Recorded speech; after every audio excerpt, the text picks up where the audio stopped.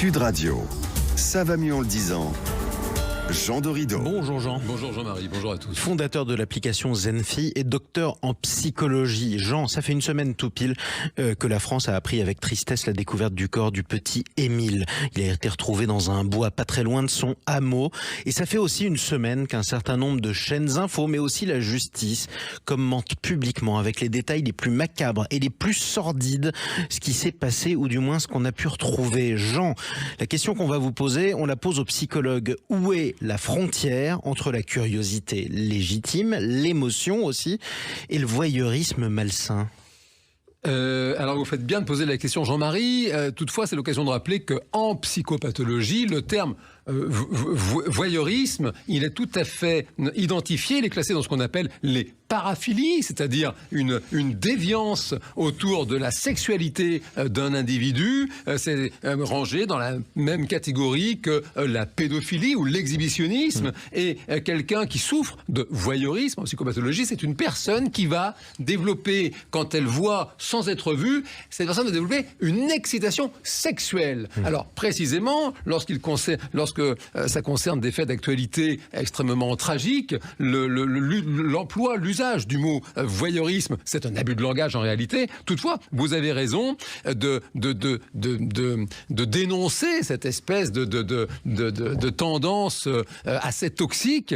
Toutefois, ça ne concerne finalement pas uniquement le cas d'Émile. Cette tendance à en regarder trop, à en montrer trop, elle concerne un domaine beaucoup plus vaste en réalité. Exactement. Alors ça concerne quel domaine? Eh bien, en fin de compte, ce sont tous les métiers de l'information qui sont concernés bien avant la disparition tragique du jeune Émile. En 1985 déjà, Jean-Marie, je n'ose même pas dire souvenez-vous, parce que je pense que vous n'étiez pas né. Eh bien, une fillette de 12 ans, la jeune Homera Sanchez, se retrouve coincée dans des décombres en Colombie après une terrible éruption volcanique. Les secours étaient incapables de la dégager. Son agonie a été filmée pendant 60 heures durant, diffusée en direct sur les écrans de télévision jusqu'à sa mort, qui a été filmée, diffusée en direct avec des téléspectateurs devant leur écran. Un journaliste français a même fait un cliché célèbre. Et puis plus proche de nous,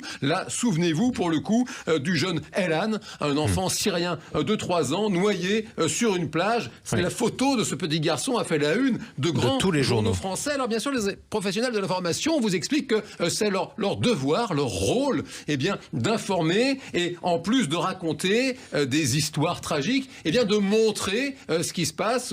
Tout le monde connaît le slogan de Paris Match, le poids des mots, le choc des photos. Et c'est un fait que ce choc, il peut provoquer un traumatisme dans les esprits fragiles, et il peut aussi, eh bien, sans doute réveiller des pulsions malsaines, toxiques, des pulsions de voyeur. Jean-Marie, vous avez raison. Et en plus de réveiller ces pulsions, le fait de trop montrer présente au moins deux autres problèmes majeurs du point de vue psychologique. Alors c'est quoi ces deux autres problèmes majeurs? Les problèmes, Jean-Marie, c'est ce qu'on appelle l'habituation en psychologie. À force de voir la même chose, eh bien la personne s'habitue, ça ne lui fait plus le même effet. C'est Barbe Bleue, le conte de Perrault. Au bout d'un moment, elle a moins peur. La barbe, elle n'est plus si bleue que ça. C'est quelque chose de mécanique. Et ça, c'est embêtant parce que ça atteint, si vous voulez, une espèce de banalisation de l'horreur. Et puis, autre sujet psychologique, ce qu'on appelle l'infrahumanisation. L'infrahumanisation, c'est quoi? C'est quand une personne, eh bien,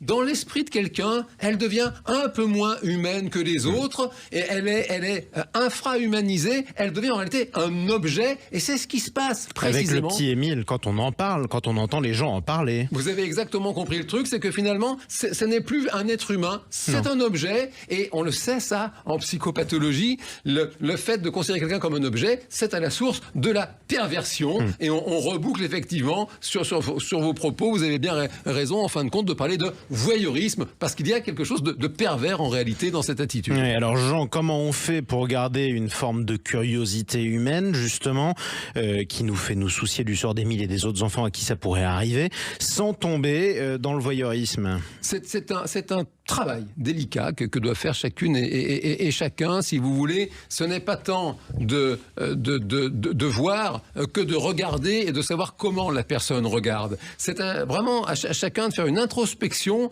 pour conserver la bonne distance et justement d'être, je dirais, vigilant à ne pas basculer dans l'infra-humanisation.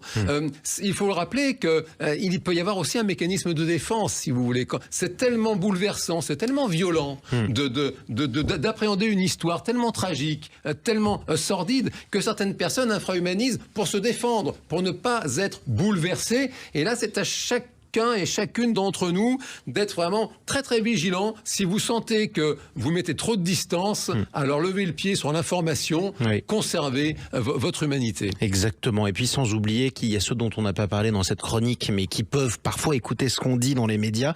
Ce sont les proches du petit qui ont dû passer des moments épouvantables à entendre ces détails absolument sordides racontés avec gourmandise par les uns et les autres. Merci Jean Dorido. Je rappelle votre livre « Le bonheur est une science exacte ». C'est publié chez Larousse. On vous retrouve très bientôt sur Sud Radio. Avec joie.